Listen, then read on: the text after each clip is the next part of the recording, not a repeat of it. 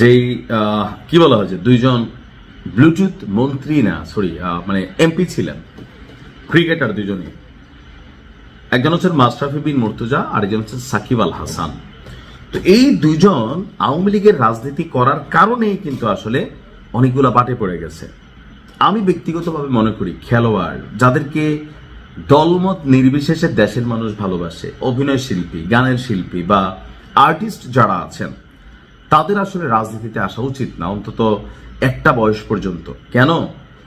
এই মাশরাফিরে বাংলাদেশের কে না ভালোবাসছে, এই সাকিব আল হাসানকে কেই না ভালোবাসছে, কিন্তু যখন তারা এমপি নির্বাচনে গেল তখন পলিটিক্যাল পয়েন্ট অফ ভিউতে মাশরাফি এবং সাকিবকে অপছন্দ করা শুরু করলো। ব্যারিস্টার সুমনকে অনেকে ভালোবাসতো, কিন্তু যখন তিনি আওয়ামী লীগের কানেক্ট হয়ে গেলেন তখন তার প্রতি পলিটিক্যাল পয়েন্ট অফ ভিউতে মামলা হলো, আসামি হলো। বাট ব্যারিস্টার সুমন কিন্তু ভালো মানুষ, এটা আপনিও জানেন, তাই না? এখন আজকে আমাদের যে মন্ত্রী হিসাবে, প্রতিমন্ত্রী হিসাবে যারা শপথ নিয়েছেন, আমাদের যিনি যুব এবং ক্রীড়া প্রতিমন্ত্রী, তো শপথ নিয়েছেন, এরপর তিনি এক ঘোষণা দিয়েছেন, যেই ঘোষণায় সাকিব আল হাসান এবং মাশরাফি বিন মুর্তজা সম্মানের সহিত তারা আবারও দেশের ক্রিকেট আঙ্গনে ফিরতে যাচ্ছে। আর এই তথ্য আমরা কোথা থেকে বললাম? আমাদের আমিনুল হক, যিনি যুব এবং ক্রীড়া প্রতিমন্ত্রী হিসাবে বিএনপির পক্ষ থেকে আপনি কি বলা হয়েছে, তিনি শপথ নিয়েছেন। তো আজকে সন্ধ্যায় মিরপুরের ওনার যে বাসা আছে সেখানে সাংবাদিকদের সাথে কথা বলার সময় তিনি বলেছেন, সাকিব আল হাসান এবং মাশরাফি বিন মুর্তজার বিরুদ্ধে থাকা মামলাগুলো দ্রুত নিষ্পত্তি হলে তাদের আবারও দেশের ক্রিকেটে ফেরানো সম্ভব। অর্থাৎ যে মামলাগুলো আছে এখানে অধিকাংশ মামলাই হচ্ছে ভুয়া মামলা, যে আওয়ামী লীগ করার কারণে এই মামলাগুলোর আসামি হয়েছে। তো এগুলো কিন্তু আসলে খুব বেশিক্ষণ থাকবে না। আর যখন সরকারের পক্ষ থেকে একজন দল মানুষকে রিকোয়ার্ড হয়, অর্থাৎ প্রয়োজন হয়, তখন সেই ক্ষেত্রে তার মামলা পানির মতন ঝরা যায়। ডক্টর ইউনূসের গুলা ঝরছে না, ঝরছে তো, 666 কোটি টাকার ইস্যু গেছে না, গেছে তো। তো এরকম সরকার যদি চায় মামলা পানির মতন ঝরা যায়, হয়তোবা তাদের মামলাগুলো দ্রুত নিষ্পত্তি করার জন্য তাগিদ দেওয়া হবে।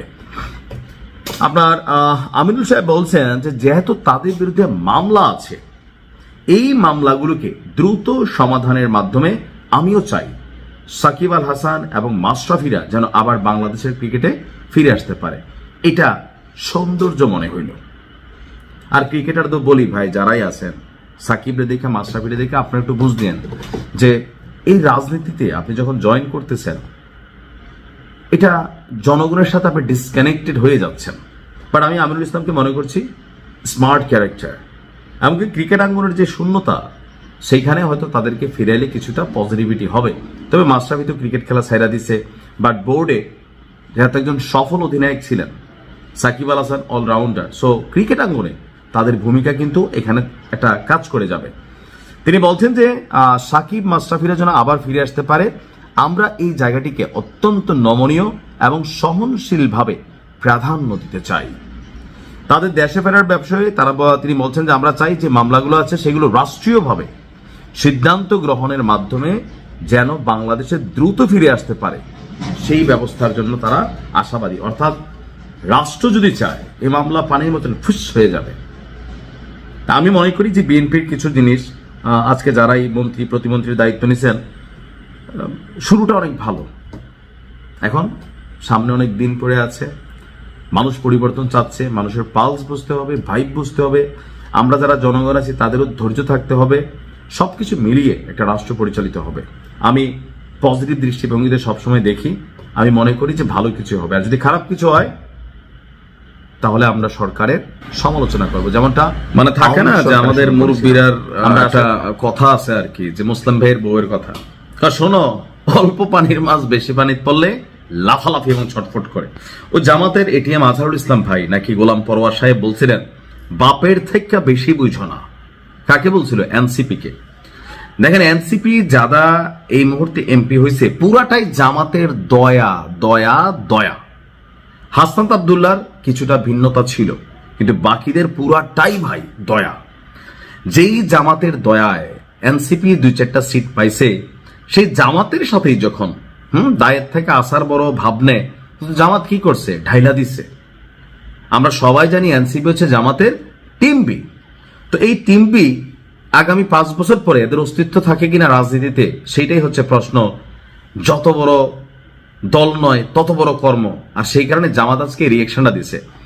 ত্রয়োদশ জাতীয় সংসদে আজকে আপনারা জানেন শপথ গ্রহণ হয়েছে।